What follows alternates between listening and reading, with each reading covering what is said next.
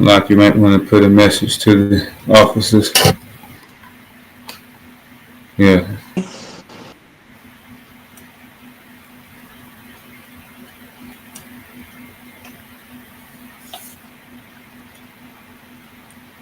The basketball games and stuff going on over there today, or what?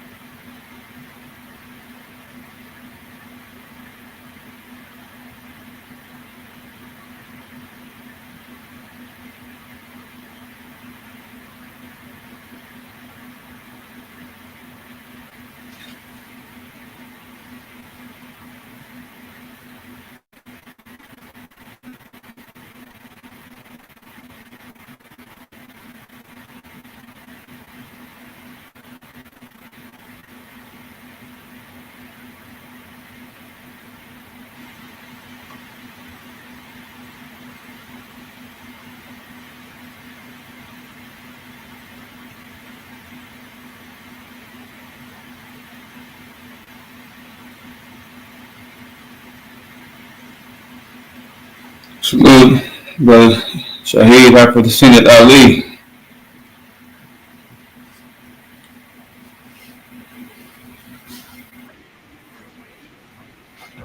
Peace and blessings, peace and blessings.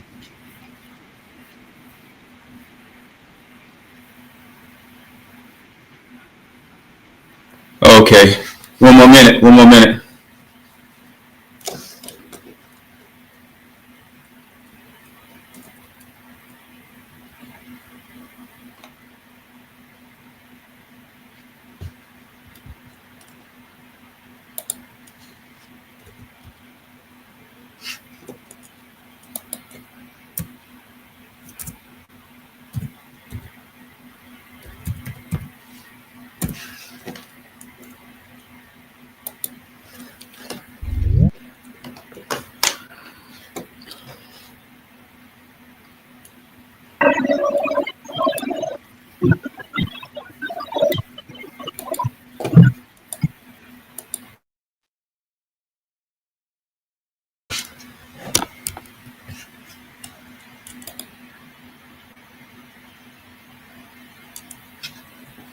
Salute everyone.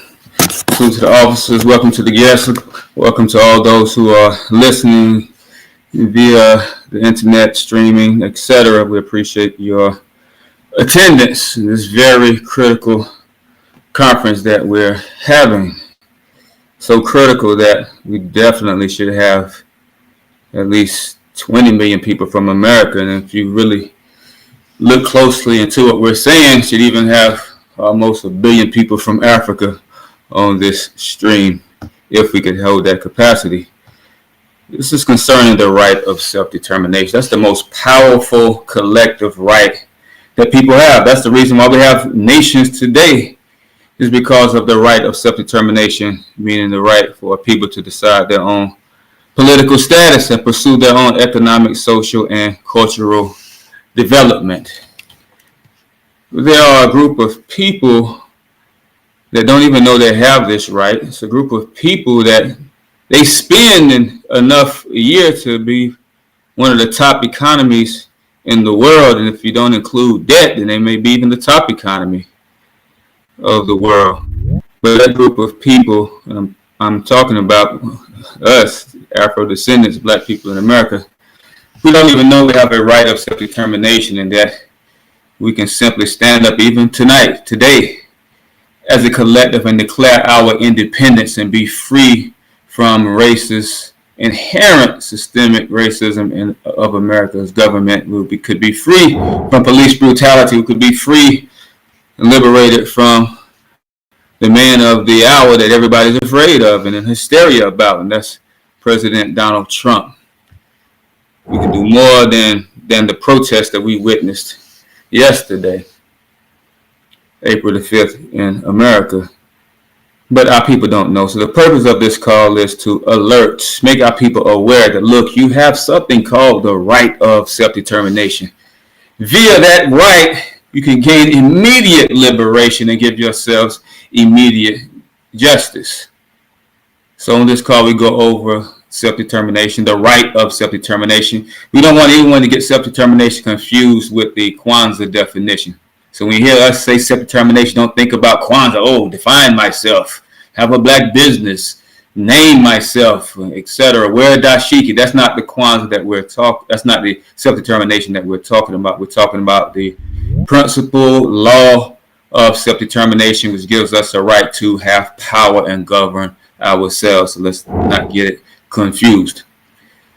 I'm going to start sharing the screen. Then after some minutes, we're going to open the floor for discussions, questions, answers, critiques, etc. But for now, just please pay attention. It's worth your while, as you will see shortly. Bear with me.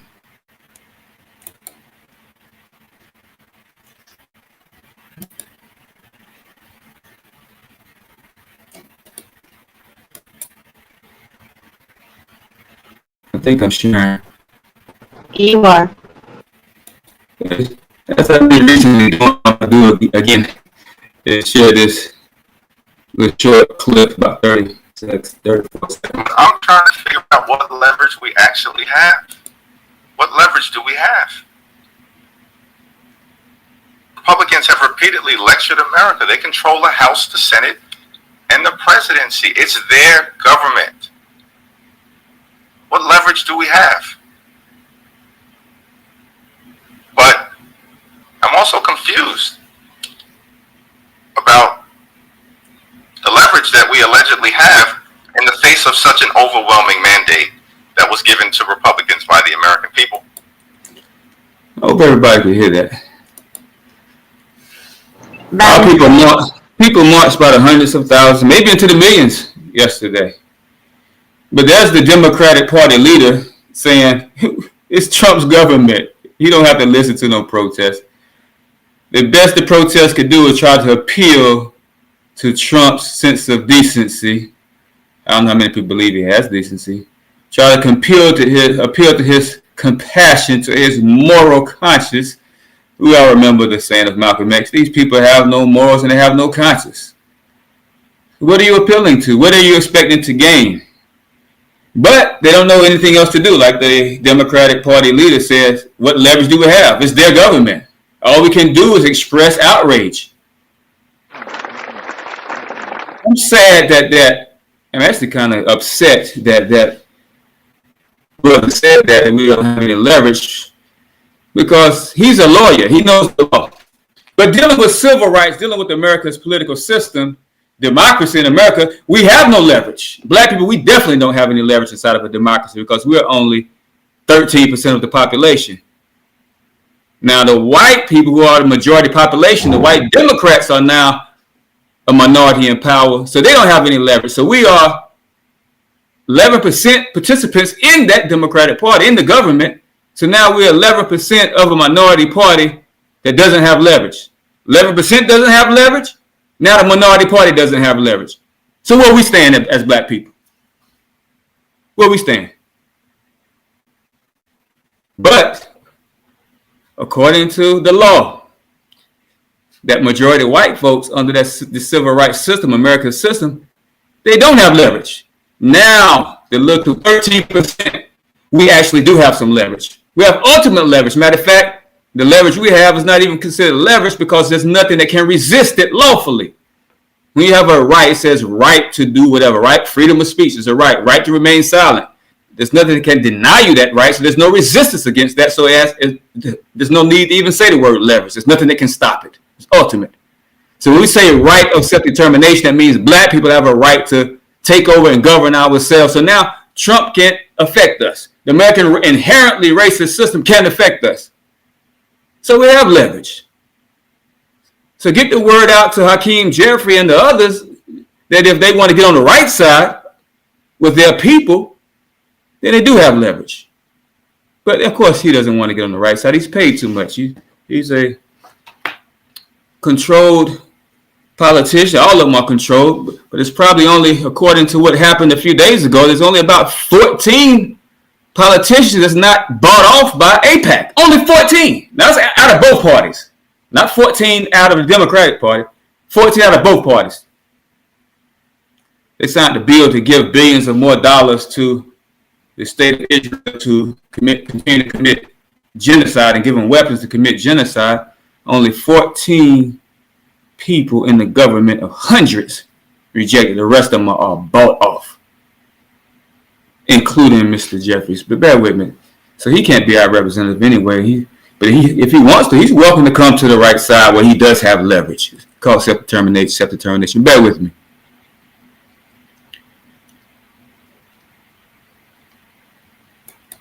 It's a document I often share. This is the reason why you all who are listening, there's a reason you don't know about your right of self-determination. It's a very good reason. That's why I don't really blame our ignorance. I don't blame us for continuing to vote and to protest, to boycott, thinking it's going to bring a change, because that's all that we know. I was talking to my mother yesterday. She said she knows the government is not right, but she votes for the lesser of evils.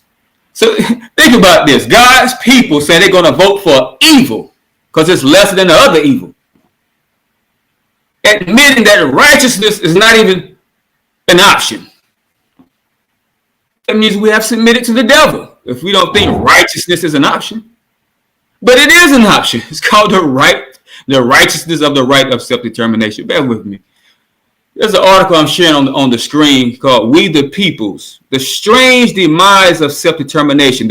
The link is being shared actually in our chat box. But you can Google it and look it up yourself. This is a white scholar. Matter of fact, he's Israeli, I think, out of Tel Aviv University, which is in the so-called the rogue and illegal state of occupied Palestine, calling themselves Israel. But he's also out of Princeton University. He published this, We the Peoples, ?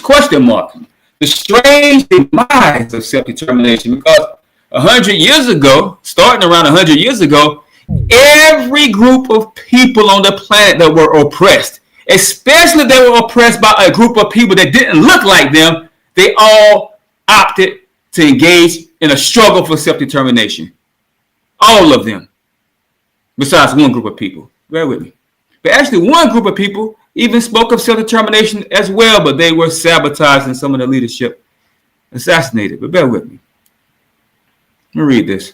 Why is there strange? He breaks it down in these 34 pages, but I'm not going to go over 34 pages, but he breaks it down why we don't know. Why the most oppressed people in the history of the world don't know about their most basic and most powerful right. Why? This is some of his words. At the twilight of World War I, U.S. President Woodrow Wilson, 1918, enthroned the people's right of self-determination as a paramount principle of international legitimation and warned, self-determination is not a mere phrase, it is an imperative principle of action which statesmen will henceforth ignore at their peril. So he said, look, now, if you try to ignore self-determination, if you're a statesman or government, it's going to be your peril. It's going to be a dangerous ending for ignoring this and not respecting it, because you can't stop it. First of all, it's a natural principle that people are going to aspire for and even fight and die for and kill for if they have to. But now it's a recognized law. And if you deny it, then you're breaking an international law that takes your legitimacy away from you as a nation or government. Anyway, it says Robert Lansing, Wilson's Secretary of State, acknowledged the power of self-determination, but lamented. The phrase is simply loaded with dynamite. What a calamity that the phrase was ever uttered. What misery it will cause. Now, here's the Secretary of State that was hired by the president. The president is sitting here promoting self-determination, but his Secretary of State said, hold on, that's loaded with dynamite. That's going to bring misery and calamity. It's a calamity that you even said that, Mr. President. So how come the man is talking against his boss? Because his boss was actually talking to Europeans promoting peace in Europe in 1918 because there was a world war going on. So he's telling them, look, everybody has the right to govern themselves. Even one group of white folks is part of another ethnic group. They can't dominate another group. even if they're more powerful than them. The other group has a right to govern themselves. But it applied globally. That's so his Secretary of State was saying, hold on, Mr. President, you're talking to a group of people in Europe, but what you're saying is it's a global right that people have. So what are people that we denied self-determination and benefit from their lack of self-determination? What if they assert their right of self-determination? That's the dynamite. It destroys their power over us immediately.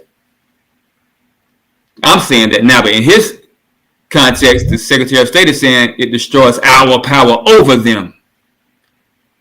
Namely, two people under the power of white folks in America, and that's indigenous people and Afro descendants. It will bring misery to them. Bear with me. So I'm going to go with a few things. He says, no phrase has had greater political resonance in the last 100 years than self-determination. No phrase has had greater political resonance in the last 100 years than self-determination. So here us go, taking political actions, call ourselves political activists. We're taking action against a political system we don't agree with. But yet we don't even know self-determination, which is the greatest political phrase in the last 100 years. And it's the greatest political principle, period, in history, period. Well, why come we don't know? Why come the only phrase black people know is integration? We don't know self-determination. We know integration. We know inclusion. We know nothing about self-determination. But that's the purpose of this call. It's going to resonate now. It's going to have some greater resonance amongst our people now because of you who are listening. It says, later championed by Wilson, self-determination likewise loomed over the deliberations at the 1919 Paris Peace Conference. The conference did not deliver on the promise of empowering all peoples, but it let the genie out of the bottle. See, he was talking to those white folks in Paris, and it did bring peace and empower the Europeans who he was talking to. It didn't immediately bring power to black nations, Asian nations, South American brown nations and black nations. But it brought power to the Europeans, but he put the term out there and established it as a global right and principle, self-determination. So immediately people began standing up in 1919. And right now, we have around 200 nations. At the time of this conference, there were around 40 nations. At the time of this conference, there was a young man right there in Paris, actually, listening. He heard the word self-determination. He said, wow, it means self-determination? Everybody has a right to govern themselves free of another people, dominating them, colonizing them. This man ran with that word. This man went to Vietnam and led a movement. This man's name was Ho Chi Minh, who gave America its first loss in war, based on something that the American government has said. Some people say it's only loss in war so far, but there's another people that's now listening to self-determination. We're getting ready to give America another loss. Bear with me.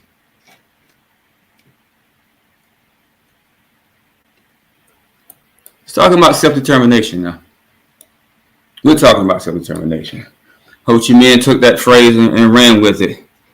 Others took that phrase and ran with it. All the nations of Africa, they stood up based on their right of self-determination, ran with it, fought for it, gained their independence across Asia, across Africa, across South America. One group of people left. And that's black people in America. But we're still stuck doing the wrong things. We think we're honoring our leaders of the past. You hear people saying, well, Martin Luther King would be proud of us. We're following his footsteps.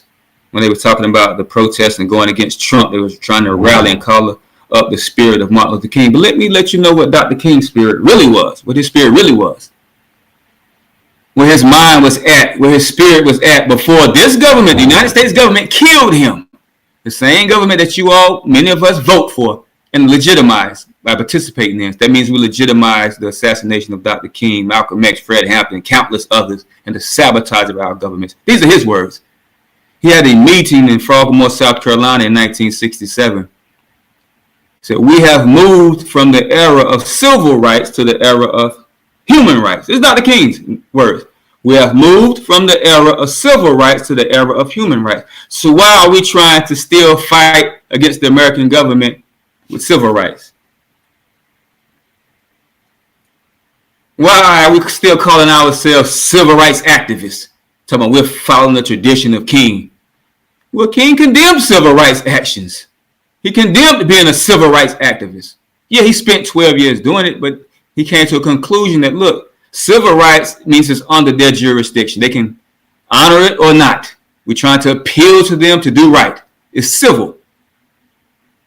And you see right now, Trump is taking back all of the civil rights gains in the first place because it's up to them to decide. Human rights are natural rights that they can't deny. Even the United States itself has subscribed to those rights and they benefit from those rights. We'll share in the document later that the United States government, at a United States government hearing, they said, look, America itself is a product of the self-determination movement. Here you go. We have moved from the era of civil rights to the era of human rights. Let me read a few things. Now, when we see that there must be a radical redistribution of economic and political power, then we see that for the last 12 years, we have been in a reform movement. We were seeking to reform certain conditions in the house of our nation because the nation wasn't living up to the very rules of the house that it has prescribed in the Constitution. Then, after Selma and the Voting Rights Bill, we moved into a new era, which must be an era of revolution. I think we must see the great distinction between a reform movement and a revolutionary movement. This is Dr. King saying, look, we're trying to reform this thing. We spent 12 years trying to reform it, having marches. We even got a voting rights bill, but voting is not helping. Marching is not helping. Boycotting is not helping. That's trying to reform this. He said, man, we can't reform this thing. It's impossible. And it's impossible for a few percent to get effect change amongst 80-something% of people. Amongst 100%, which we only 13% of. At that time, even less probably. He said this era must be revolution. When Dr. King said revolution, it didn't mean pick up a gun and get violent. It was a non-violent revolution, but he meant taking power. The only way, according to human rights, we can take power is via our right of self-determination. King said, I think we must see the great distinction between a reform movement and a revolutionary movement. Number one, reform movement has proven to be ineffective. That's what Dr. King was saying. That's why he moved away from a reform movement. After 12 years, he said it's ineffective. So here we go, 58 years later, still trying to do the same thing that Dr. King abandoned. And it's not effective. They even admitted before they even engaged in those protests that it's not going to be effective in changing Donald Trump's mind and taking power from him. It's his government. That's what Hakeem Jeffries just said. So let's make a distinction. Reform movement, you're trying to appeal to them. A revolutionary movement, you're using your human right of self-determination to take power. Which one would you rather use? You try to keep appealing to them to give you some privileges from their power, or have your own power to give yourself all the privileges? Which one would you choose? I already know which one you would choose. But it's King. What's the difference? Before I continue, I'm a sidestep, but it's related to this on the issue. And it's the difference between a reform movement and a revolutionary movement. Let me share the screen. I'm still sharing the screen. Let me share something. You all know that we were celebrating, people were celebrating, I wasn't celebrating, but a lot of black people and people that I was surprised would celebrate this. The fact that Maryland passed a bill that would create a reparations commission to study and make recommendations relating to reparations. Bear with me. Sounds good, doesn't it? Okay, study reparations. Here's the bill. I'm right here on page 4. Let me read this.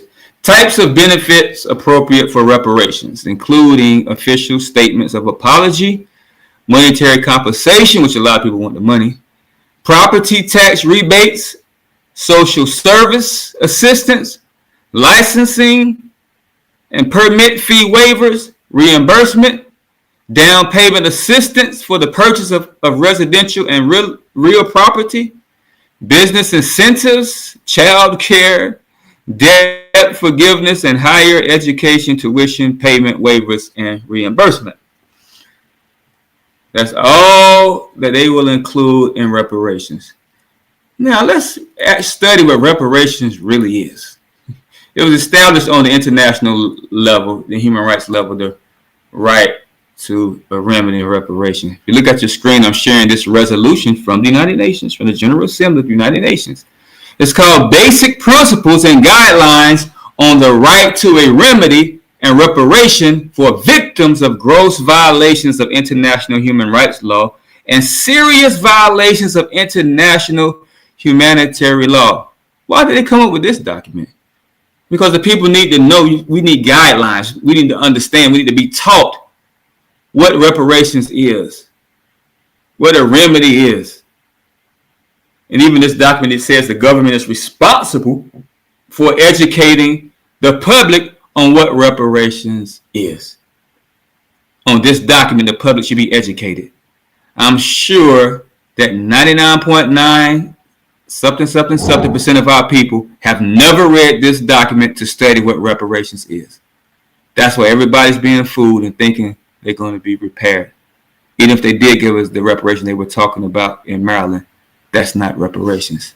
Reparations, first of all, means repair. It means something was broken.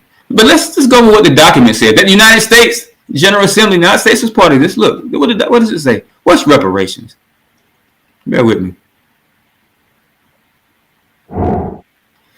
Adequate, effective, and prompt reparation is intended to promote justice by redressing gross violations of international human rights law or serious violations of international humanitarian law.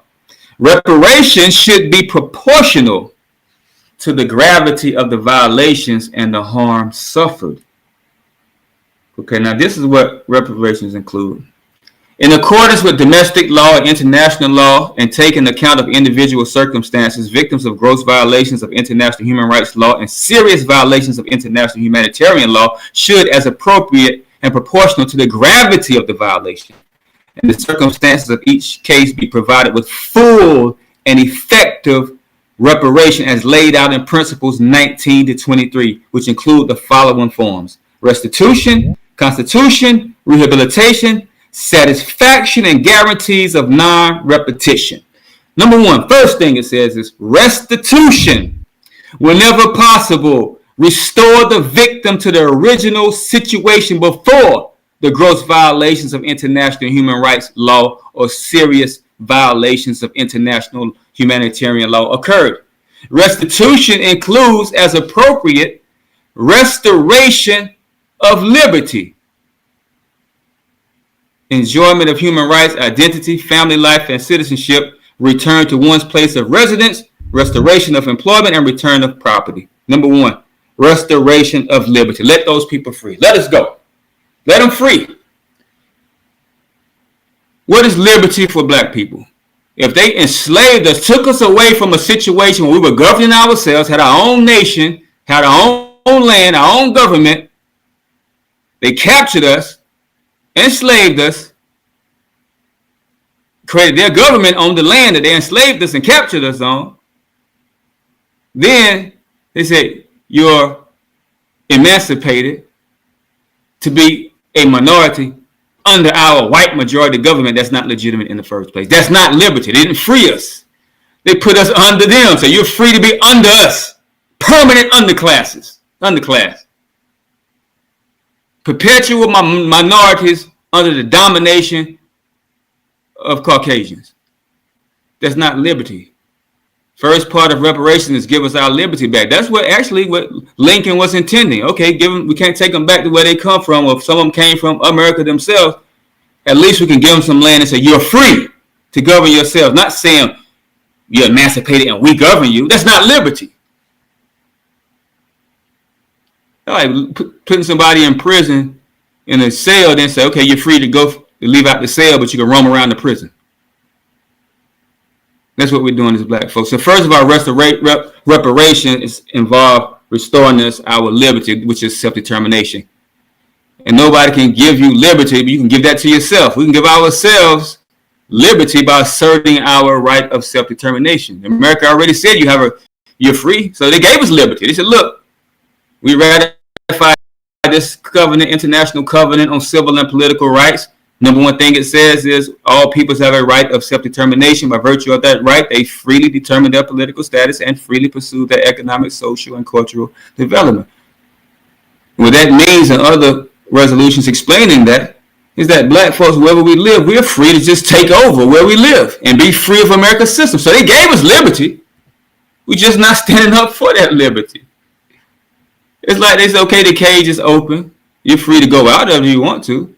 But we remain there and complain about being treated unfairly by the custodian of that cage. Instead of saying, look, we're taking our liberty. We're getting out of the cage. But we're taking over the zoo that the cage is in. They give us the liberty to do that. So the blame really, according to law, is not even on the government. It's on us for not knowing what we have a right to do. And when we do know, not asserting that right. So we're celebrating and getting ready to be fooled on what reparations is. We're celebrating when they passed the commission to study in California and on other places, but they're not talking about reparations. They're talking about compensation. Then they're studying that. Where black people live is worth over $15 trillion in real estate value alone. We can give ourselves reparations if we just simply stand up. If you're talking about monetary compensation, we can do that ourselves. It's all up to us. Is in our hands via the right of self-determination. Bear with me. So that's Dr. King saying, look, we got to take proactive measures. We got to engage in revolution. Reformers, you expected them to do right by us. We're expecting them, those of us in the reparations movement, to give us reparations. Just give it to us. Okay, y'all give us reparations. It's up to y'all. If y'all don't give it to us, then we'll keep on just asking. Year after year, decade after decade.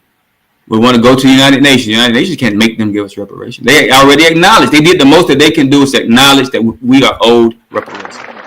They acknowledge that we have a right of self-determination, and America itself even signed on to it. Bear with me.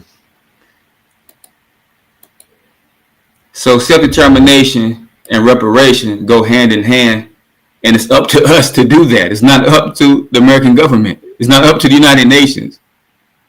What are we going to do? That's what we're doing this year, actually. We're going to talk about that in a minute. Look at this article. I'm sharing this article written by an American attorney, actually a white female attorney in 2015. We can apply this to what's going on right now, what's been going on, but definitely even apply to yesterday's actions. Do African Americans have the right to internal self-determination? Do we have a right to set up our own government within America? By Sarah Furman, an American attorney. She wrote this in 2015, because in 2014, as she writes here, the killing of Michael Brown, Eric Garner, Tamir Rice, and others ignited a firestorm in American society. Everybody started marching all over the place. Police been killing us, but all of a sudden it was a surge of activities expressing grievances of police terrorism against black folks, because we were able to share it through social media now, smartphones. Everybody had a smartphone, was able to share the video. Some of them were even filmed happening live murder by police of a black person. So America erupted. There were protests everywhere, riots even. She was looking at this as an attorney and said, hold on, black people, let me give you some consultation. I'm a white person, yeah, but I think I'm qualified to give you some consultation based on my knowledge. She says, based on her knowledge of history, the march is not going to cut it. It's not going to be effective. Based on knowledge of history and knowledge of law as well, but based on knowledge of history, we know that it's not going to work. King said that back 58 years ago. So she said, look, but based on my knowledge of law, there's something that you can do. You can use those mobilizations, law, to effect something in law that guarantees you will not be terrorized by police anymore. Listen to what she said. Some feel that the American legal system is broken and thus cannot address the challenges that these events have raised. Others argue that the domestic system is working perfectly and that it has been designed to work against blacks and other minority groups.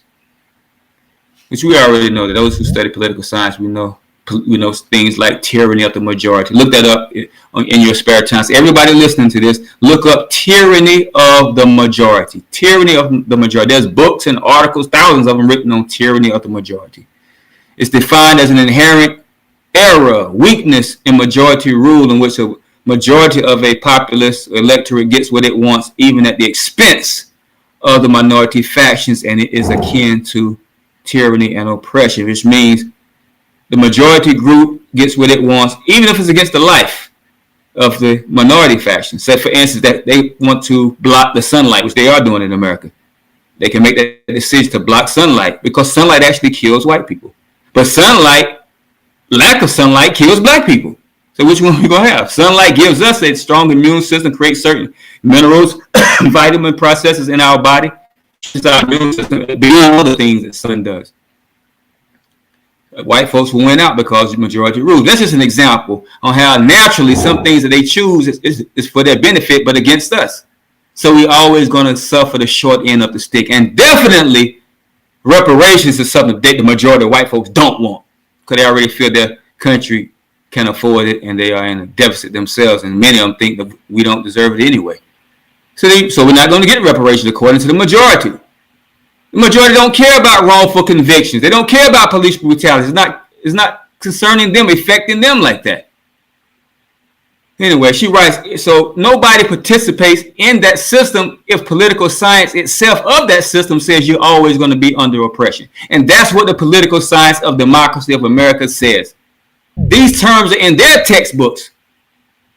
So we practicing political science by being political activists. But the political science says if you're black, you're always going to get the short end of the stick and be oppressed. So why would you participate? I wouldn't engage in nothing if I know I'm going to lose all the time. It says if the domestic legal system, she writes this is a white attorney writing this. If the domestic legal system is not seen as one that can effect change, one must ask what other avenues are open to minorities in America? That's why we're on this conference. What other avenues do we have? One such option is the right to self-determination. Self-determination has been poetically described as the right of a people to decide their own destiny. More prosaically, it ensures a people's right to govern themselves or participate in their own governance. This is a white lawyer saying, look, black people, you're marching because you don't like what the American government is doing. You don't like what their police force is doing, and of course you all know that Trump has given them the right to have open season against black folks, the police. But we're marching against this, thinking we can effect change, and we're marching against other things that America is doing against black folks. But it's not going to be effective. We can't effect any change. It's proven. It's proven. But if we want change, it's something that we can actually do.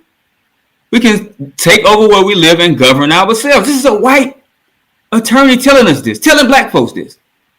Her folks are already governing themselves, but she see black folks marching all over the place, protesting, boycotting, and still nothing is going to change. But if we knew we had a right of self-determination and we get out there and march for that, mobilize behind that, then change is immediate. Bear with me. I'm not going to go over long on these documents, but we often share on here. You should download these documents. Here's another powerful document, 77 pages, called The Proceedings of the Conference on African Americans and the Right to Self-Determination. Hamlin University School of Law, May the 14th, 1993. Look at the title of Dr. Yusuf Claw, had Dr. Rose Brewer, Keith Ellison, who's the Attorney General of Minnesota, Dr. August Nimitz. All these doctors of law, Honorable Edward Wilson, the judges, doctors of law, professors of law, came together at a law school to have a conference to talk about self-determination in 1993. Because in 1992, America ratified this document right here called the International Covenant on Civil and Political Rights. When America ratified this, that means it became the supreme law in America. And the number one thing it says is this: all peoples have the right of self-determination. By virtue of that right, they freely determine their political status and freely pursue their economic, social, and cultural development. Meaning we can stand up and say, look, Our political status is independent. We're not minorities under white folks anymore. We choose a political status to be independent and control this territory ourselves. So here go doctors of law saying, hold on now, America just ratified this. Let's discuss this and offer some consultation to black leadership, because now black leadership don't have to keep focusing on civil rights and asking for justice. They can simply stand up and declare independence where they are, which is asserting the right of self-determination, and give themselves justice. Disband the police and create their own police. Stop gentrification, because they control the properties now. Stop wrongful convictions. Give themselves reparations, because they control the assets in the government to give monetary compensation from those assets. So they found it worthwhile, and of course it was worthwhile to have this conference after America signed that document. They go on in here, I'm not going to read over much of it. They explaining and discussing how black people seem to be stuck in what they call an enslavement paradigm, because we seek to handle our grievances within civil rights structure by protesting, boycotting, and voting. But here these doctors of law saying, look, you can just simply assert your right of self-determination. Now you have power over all of that. You have power over Donald Trump. Donald Trump can't come into your city. Nobody can come into your neighborhoods or your city if it's majority black, or whatever area that's majority black that you choose to assert the right of self-determination over. So why are you still doing that? Why else are you still engaging in civil rights actions?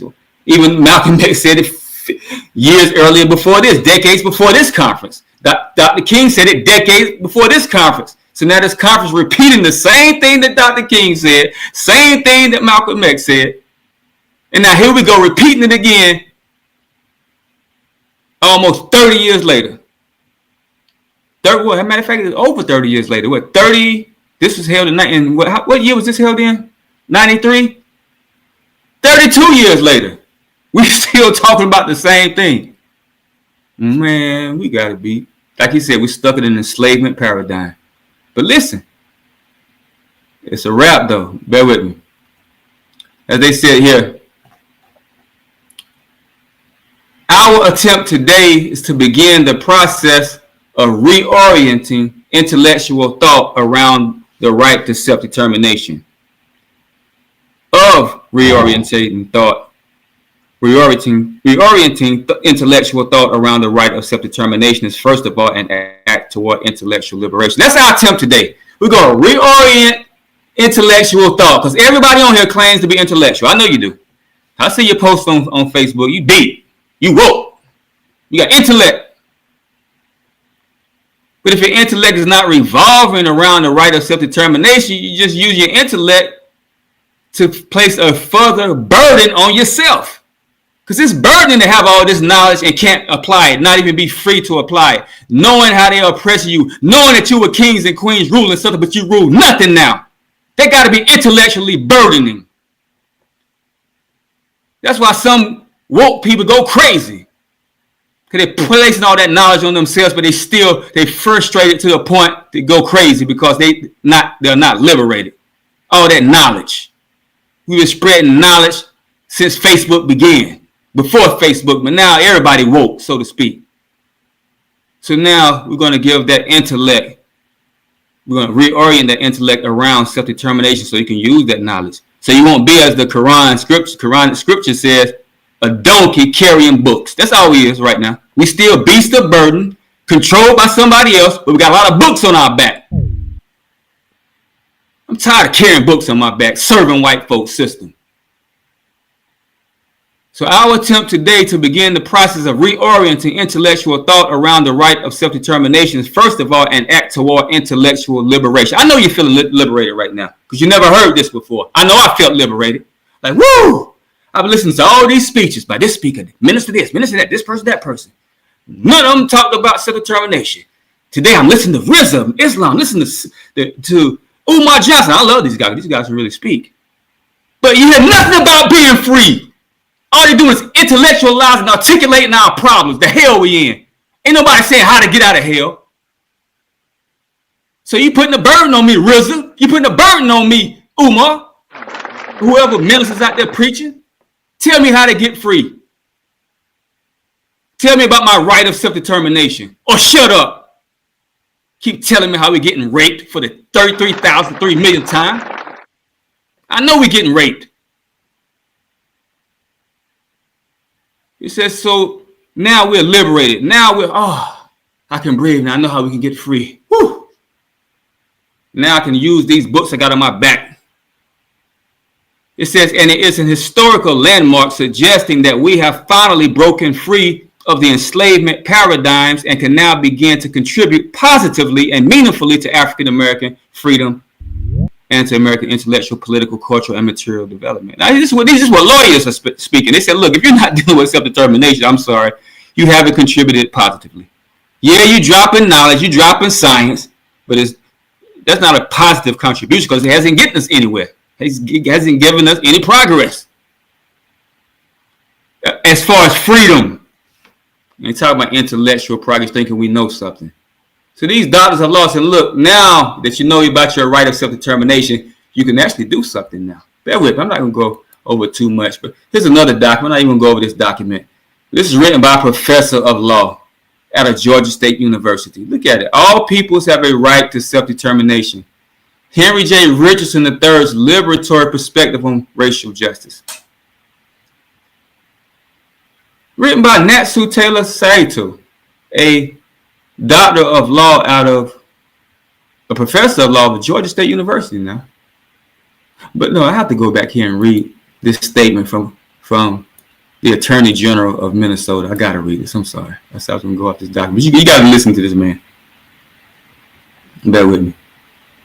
He says, this is the Attorney General now, Keith Ellison. So integration is something that has really not been fulfilling and rewarding. But any effort to separate also has been met with equal, possibly more aggression. So given those two dynamics, it is clear that the status of the African American citizen is still that of being a subject of the state and not a citizen of it. And on that ground, the right to self-determination certainly needs to be recognized and even fought for. Am I still on, Conrad Malaki? I don't know if I done went off or not. Yes.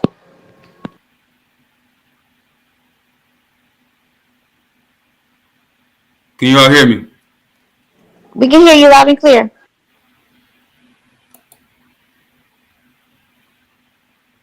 Can you all hear me? We can hear you loud and clear. Guess you can't hear me. Conrad Malaki, can y'all hear me? Yeah, I'm here. We can hear you. Conrad Malaki, can y'all hear me? Have y'all been hearing me this whole time?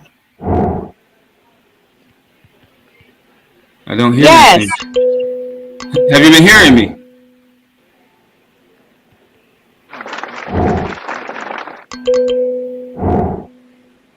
Okay, y'all been hearing me. What was I saying just now? Because I thought my mic was off.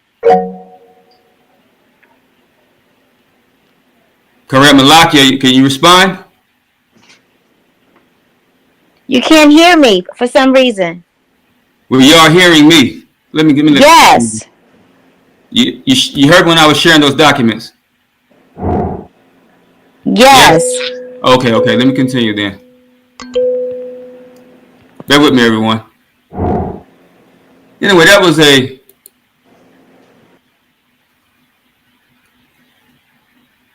statement made by Attorney General. I had to go back to that because this Attorney General saying, look, you're just subjects, black people. Y'all subjects. So they're going to treat you as subjects, not going to respect you. Yeah, they might oppose you asserting the right of self-determination, but you have a right to do so. And if you don't do it, you're going to suffer the consequences anyway. So you might as well recognize you have the right and stand up for it. And if you have to, fight for it. But I'm not going to go over much of this document. But I was sharing this document here by a professor of law at Georgia State University. I'm just going to read one thing. She says on here, Georgia State, that's an Asian American. She's not even black. This everybody else consulting black people on how to assert the right of self-determination. Yeah, we're not doing My God. Oh, first of all, let me show you something. Let me read her subtitle. Sorry about that. Her subtitle says, notwithstanding oppression, subordinated peoples can have a jurisprudence on which they act without a dominating people or group's permission. She wrote this as a subtitle because she knows, just like we know, some people might be thinking the same that's listening. They ain't going to let you do that. White folks ain't going to let you go free. Well, according to this jurisprudence, human rights jurisprudence, international law, we don't have to ask them for permission. Matter of fact, according to international law, the American government is not even legitimate in the first place. But according to international law, which America signed on to itself, it just, as we shared that document, they ratified the International Covenant on Civil and Political Rights, acknowledging that black people have a right of self-determination. And how do you act on the right of self-determination? That's what I'm going to read from this document. She shares on here how black people can act on the right of self-determination. She says, according to the 1970 Declaration of Principles on International Law and concerning friendly relations and cooperation among states, quote, this is what she's quoting, how black people can assert their right of self-determination. The establishment of a sovereign and independent state, comma, that means wherever we are, we can make it an independent nation. I don't care how small it is. I suggest to get as big a territory as you can, though, like a whole city such as Detroit. It says the free association or integration with an independent state. So if we feel we are too weak and we want to join on with another stronger nation, we can take over our community and say, look, we're part of Ghana, if Ghana will accept us. We're part of South Africa. We're part of whoever. It says, or the emergence of any other political status freely determined by a people constitute modes of implementing the right of self-determination of that people. In other words, self-determination can take many forms, but they all involve empowerment rather than equal treatment at the hands of the state. We're talking about taking power. Keep asking them for equal treatment. How can you give 13% equal treatment with 87% in the first place? That's mathematically impossible. We can't treat them equal. Because the rules of engagement determines it that they're not equal. So why are we fighting for something that we can't get? That's why we don't get it, because it's impossible. So we have a right, as she says, to create our own state, declare our own independence. And as she said in the subtitle, we ain't got to ask them for permission. That's what we messing up. Keep asking them to give us reparations, asking them to be just by us. While these Afro-descendants who got the same history we got, Afro-descendants down in Mexico, they came from slavery as well. Look at this article, Afro-descendants in Mexico. New Afro-descendant municipality emerges in Mexico amid invisibility and discrimination. Now, this is 2021, just a few years ago, several years ago. Listen to what these Afro-descendants, black people in Mexico did. So I'll read a few things. July 31st was a historic day for the Mexican town of Yucatan, Guerrero. I know I'm pronouncing it wrong. After almost 10 years of filing formal requests, it detached itself from the municipality of Azoyo to become part of a new self-proclaimed Afro-descendant municipality. I want to focus on that because they spent 10 years filing requests, asking for some justice, asking. But like that lawyer just said, you ain't got to ask. Now you can ask. You can make a formal request. You can make a formal request from the devil to be righteous, to do right by you. You can do that if you want to. You're gonna be 10 more years, another 10 years, another 10 years, another 10 years, forever. So they say, hold on, man, we done spent 10 years of asking them. Forget it. We declare independence. Listen. It says, so based, it's a lack of resources and centuries of racial discrimination were causes that triggered the request that the state Congress never answered. Lack of resources and centuries of racial discrimination were among the causes. I know some people in north Mexico, they have centuries of discrimination, lack of resources that should be triggered as well. They said, so based on Article 39 of the Mexican Constitution, which establishes people's self-determination, 9 communities joined to form the new municipality. 9 communities got together and said, look, we declare independence. We are our own new city, state, nation, whatever you want to call it. based on Article 39, which establishes the people's right of self-determination. Because Mexico themselves, in 1981, Mexico ratified the International Covenant on Civil and Political Rights, the same one that America ratified in 1992. They did it 11 years earlier. So after they did it, they had to integrate self-determination into national law. Same thing America does. When they ratified it, said it enjoys supremacy in law now. So if it enjoys supremacy in law, we can do the same thing these Mexicans, these Afro descendants in Mexico did. So forget y'all racist self. We ain't gonna stop appealing to y'all. We're gonna stop even trying to exist and seek justice amongst you all. We're just gonna declare our own independence based on our right of self-determination. They didn't ask, no, they asked, now they asked for 10 years. But just like that, this professor of law says, there's a jurisprudence on which we don't have to ask and dominate people for permission. Somebody steals something for you, you ask permission to get it back. It's common law that you can take it back anyway. That's common law. Not besides being natural. Somebody steals something from you, you got the police. If you tell the police, look, it's right there for me to take back, you go to them. They probably say, you stupid, man. Right in your face, take it back. Listen. Last thing I'm going to read is this right here. This is a document, a hearing. This is proceedings from a hearing, transcripts from a hearing that the United States government had in 2016 on self-determination. U.S. policy toward national self-determination movements. I'm going to be real quick. U.S. policy toward national self-determination movement. I'm going to read just a few words from the statements from the chairman of this hearing. Chairman, his name is Dana T. Rohrabacher. He was a 29-year congressman at the time. 29 years now.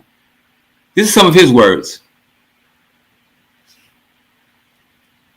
As advocates of democratic government and human rights, we cannot help but have sympathy with the grievances of many of these self-determination movements. They are often based on legitimate complaints and aspire to change a political structure that they quite often had no voice in creating. Number one legitimacy of our struggle for self-determination. We didn't create this thing called American government. It wasn't for us. It wasn't by us, for us. And we still suffer the consequences of it not being by us and for us. So he says, what is wrong with new states? Because that's what we can create out of self-determination. He's saying, what is wrong with new states? What is wrong with changing borders that have been created by monarchs back 2 centuries ago? Because that's what we're getting ready to do. We're getting ready to change some borders, buddy. Oh, yeah. Detroit going to be wiped off of the American map. Border change. And other places. He says, after all, not wiped off, meaning destroyed, meaning it's no longer part of America's jurisdiction. He says, and after all, our country is a product of the self-determination movement. Because the number one thing you do as far as asserting your right of self-determination is declare independence. So now I'm going to close out with this. He's going to tell us how simple it is for black folks to get free. This is the chairman speaking now. He's going to give an example concerning the population in San Diego. He says, and if the majority of people in San Diego end up being people who would prefer that they live in Mexico, because they might be Mexicans, said, I'm sorry, they have a right to vote on it, and it's adios, San Diego. Remember, we just read on ways of asserting the right of self-determination. One is becoming your own independent nation. Another is joining on with another nation. He said, well, they want to join on with Mexico. Whatever they want to do, they have a right to vote on it. If it's concerning self-determination, we have a right to vote on it, and it's adios. If black people throughout America, whatever community we live in, if we want to be free from American racism, if we want reparations to be able to give them to ourselves, if we want free housing, if we want to end in the police brutality, wrongful convictions, gentrification, etc., homelessness, we have a right to vote on it. And it's adios to the inherently racist American system. It's adios to the inherently racist, personally inherently racist Trump. All we have to do is vote on it. Ask the people in the community, do you want to be free? Do you want reparations? Do you want free housing, etc.? Do you want your own police force? If they say yes, we declare independence. It's as simple as that. Now, what else do we have to articulate? What else do we need? Umar Johnson, Rizal Islam, and all these social media, whatever they call them, podcasters and influencers. What else do we need to hear from them now? What else do you need to hear from anybody? Well, you know you got a right of self-determination. Don't articulate the promise to me no more. I know I have a right of self-determination. I'm declaring independence. Now articulate what we're going to do now that we're free. That's what we should be doing now that we know we have a right of self-determination.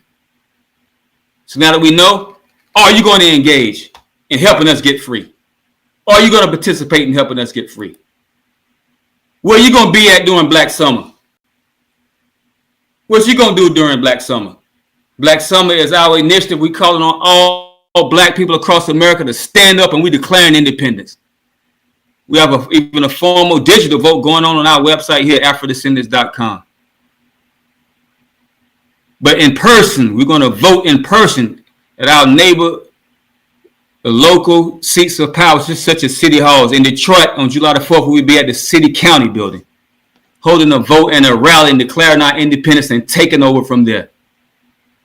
Here's our page, Black Summer page. Please go and learn more about Black Summer on our website, AfroDescendants.com. There's a page, a voting page as well on there. Then there's some flyers. You can even download the flyers, share these flyers on social media. You can even go to my Facebook page and share some of the posts. Go to Black Summer Facebook page, share the post. There's a page full of flyers, so you can, different flyers, even a flyer for the immigrants. So we're going to give them sanctuary under our leadership.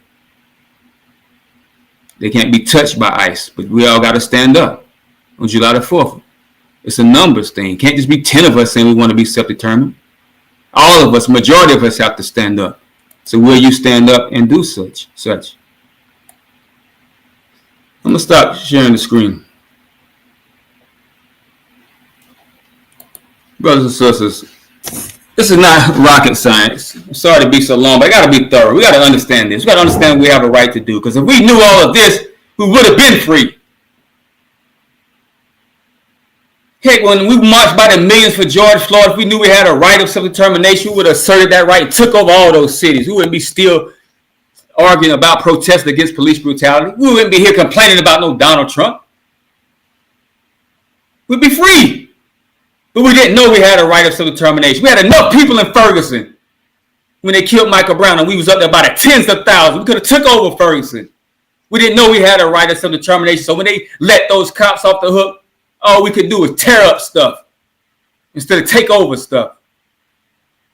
When they killed Freddie Gray, all we did in Baltimore was tear up stuff. Even police cars, tore them up. Should have kept the police car, took the sticker off and put that on Black Power Police on there, or whatever we wanted to put on there. But we didn't know we had a right of self-determination. So it's up to us. We got to educate. This needs to be viral, what we're talking about here. Integration is viral. Inclusion is viral. Everybody know about inclusion. Everybody know about DEI now. I never heard of DEI before last year. Or before this year. I never heard of it. And most of you never heard of it either.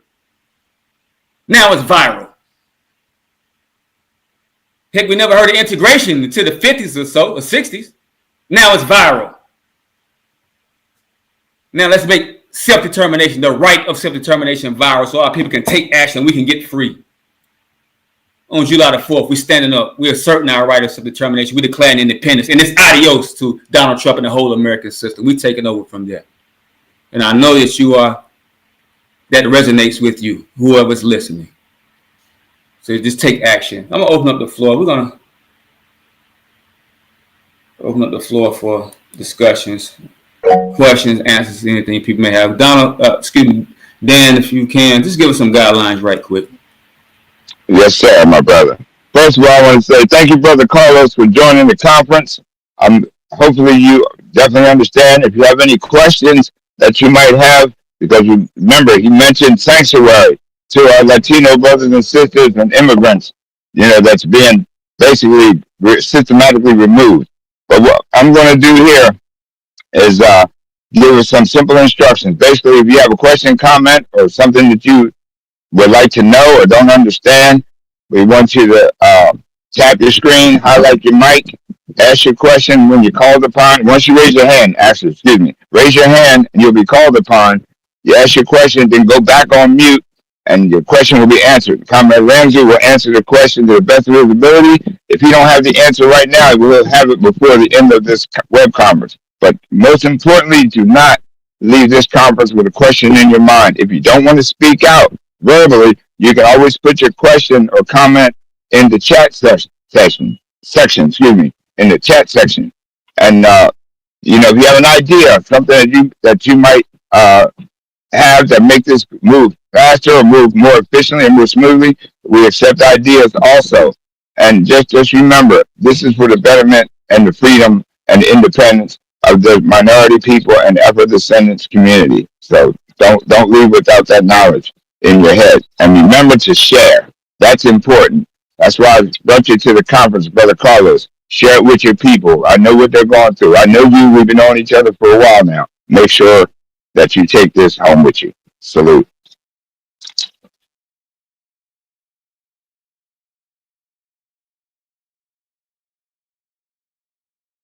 You're muted, Comrade Ramsey. Oh, yeah, it'd be difficult for y'all to hear me if my mic was muted. Yeah, that's fine. Possible. So what I'm going to do is unlock the mic so you all can, if you have any questions, you can, as Diane said, raise your hand in, ask your questions. First, we're going to go to Afro Descendant Ali and see if he has any comments, any questions, because he's live streaming it on YouTube, I think.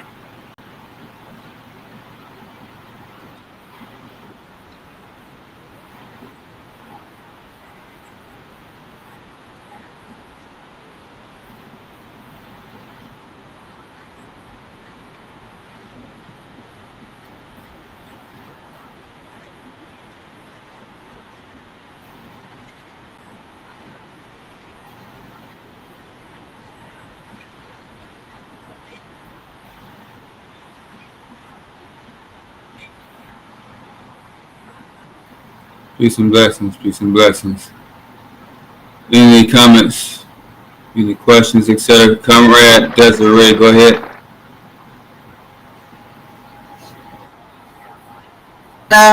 For me to be amongst my brothers and sisters right here.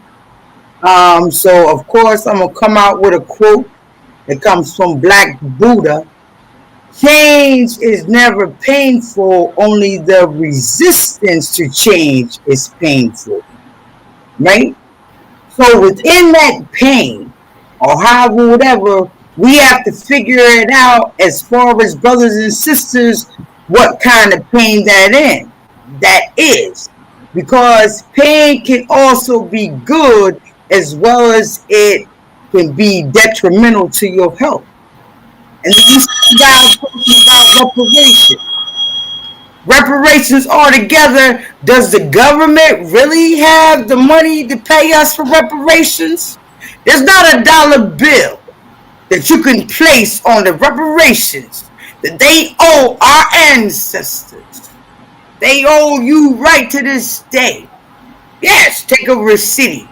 Not only is July 4th is supposed to be about what's going on in Detroit.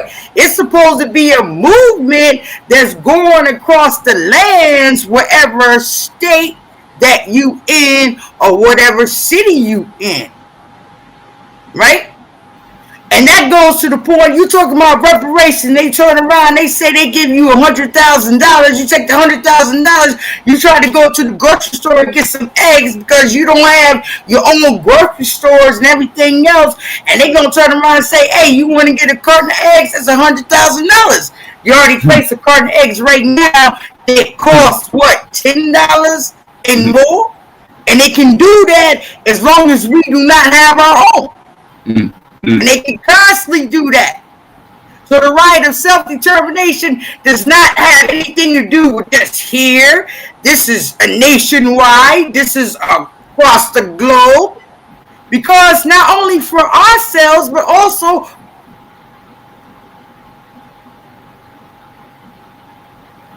mission. And we are. And where does that leave our seeds that come behind us? You know, that's the thing that we have to think about.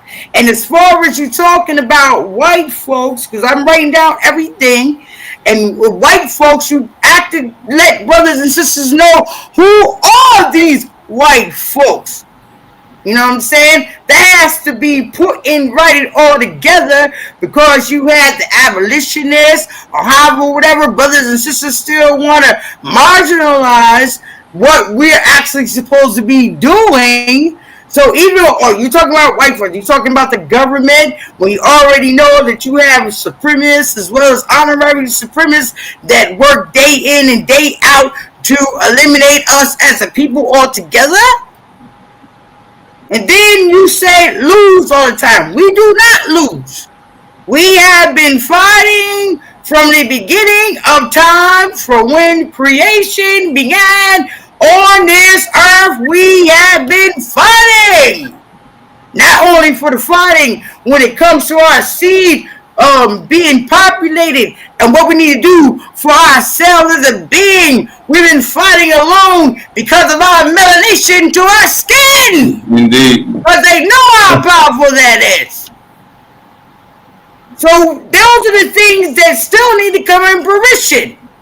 They don't have the money to pay it. When you talk about reparations, they need to get out of that building right now. Do not turn nothing down. Put them keys over there and exit out the side. Exit out the side. I'm sorry, I apologize. My microphone is making noise, but they need to exit out the side door. Indeed, indeed. Thanks, sister.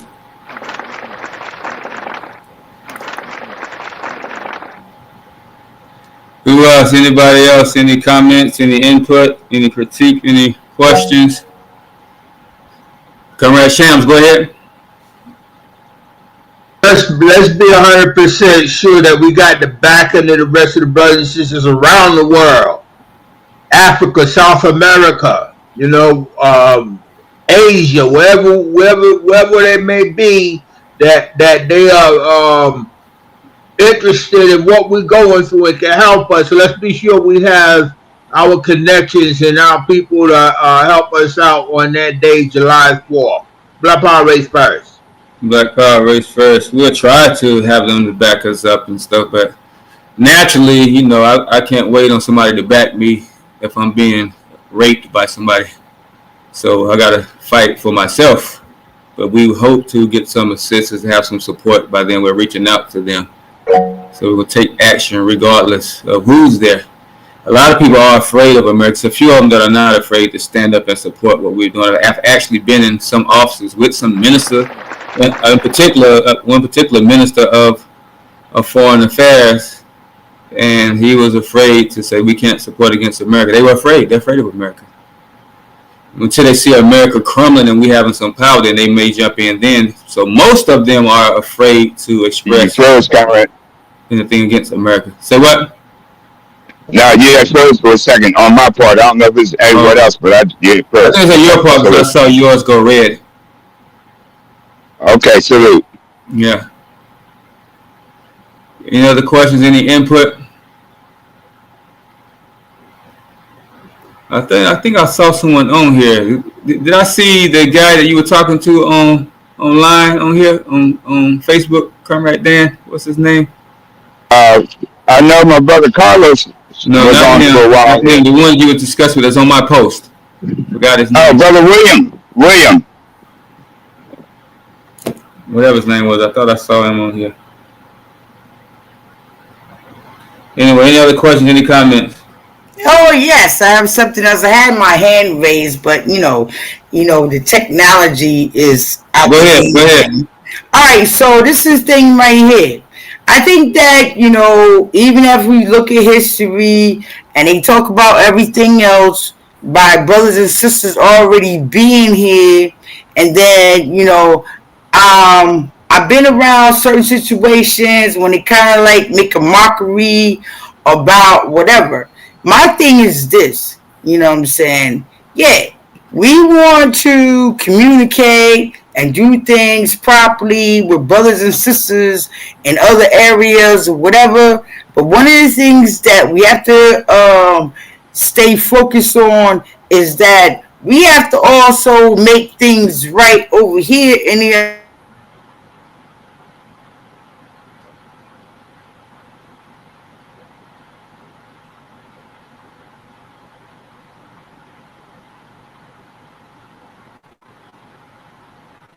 My phone, but I can't hear anything. Yeah, I can't hear her either.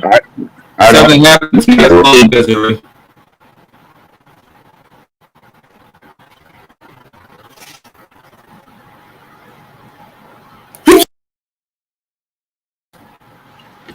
I think your phone went it's stuck. Look like it's stuck, Desiree. Any other input? We can't hear you, Desiree. You might have to go off and go out and come back in.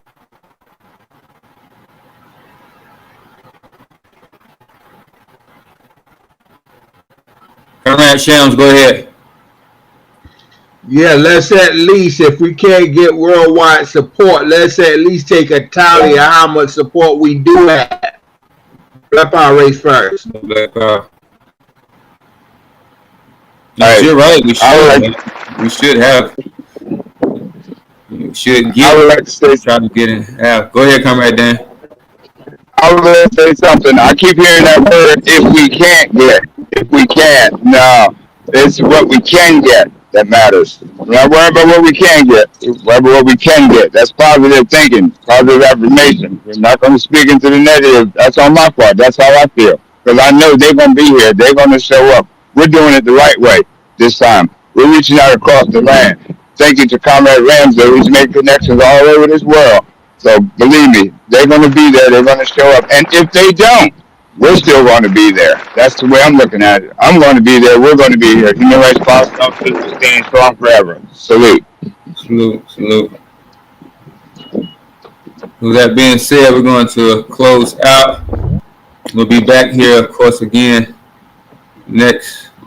Desiree, we're going to close out, so you got a couple minutes to say something. So you got me now. So this is the thing that I was saying. Like, even that we're dealing with other brothers and sisters and, through the motherland and whatever, it's imperative that we do what we have to do in our area and our community just to let them know who we working with.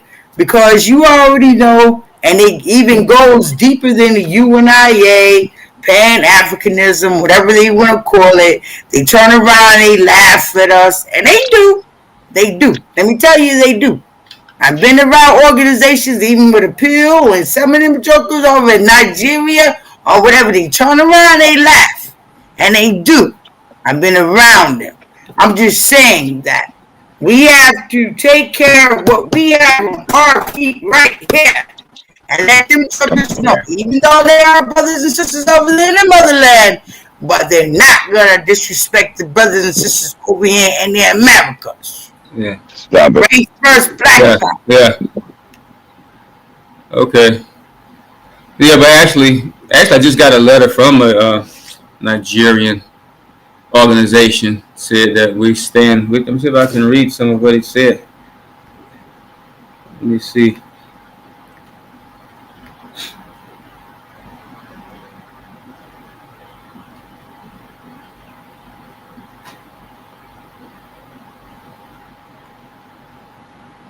And let's not forget about our brothers over there in Burkina Faso. Not Mali.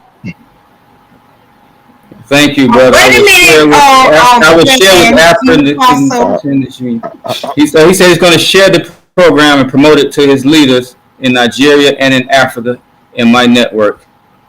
That's what the brother from Nigeria said. So they're in support of us. Those, more people in Africa are in support of us than we are of ourselves in America. So just because somebody sends you a letter, Brother Ramzu, that doesn't necessarily means it's being congruent. Because we have to understand, we have to look at the history. How many countries in Africa have you been to? How long have you stayed in Africa? I don't have to, but I read though. Sometimes, even like Marcus Garvey said, you can take a book and it can take you everywhere you need to go. And that's why I promote the library in the home. But just because I'm not saying that you don't have to go there, whatever, but you have to understand through history that even through history, have turned around and slighted us before. I'm not saying that. I'm just saying. Comrade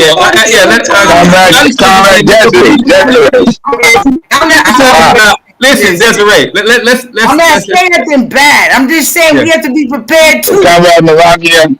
Yeah, no, go ahead. No, it's okay for the talk, but we just trying to promote unity. We want to speak that negative about people. That's some positive stuff that's going on right now, turning us against Africans and all this kind of stuff. No, I'm not talking negative. I'm just saying it's not about being negative. Everything is positive. I'm just saying, even with the free will, even as you being who you are with that melanin skin, you are a god and goddesses. I'm just saying that people do make mistakes. I'm not putting on anything bad or on a brother or sister. I'm just saying that we don't have to be volatile or nothing like that. I'm just saying, don't ever let anything take away from the original being of who you are. So even with that, yes, we want the unity. They know they want the unity. Of course they need the unity. They're getting wiped out. And they see this. But it goes deeper than that. And you have to understand that, and it goes back to number one, even Clarence X said self-preservation. Oh, race versus black bile.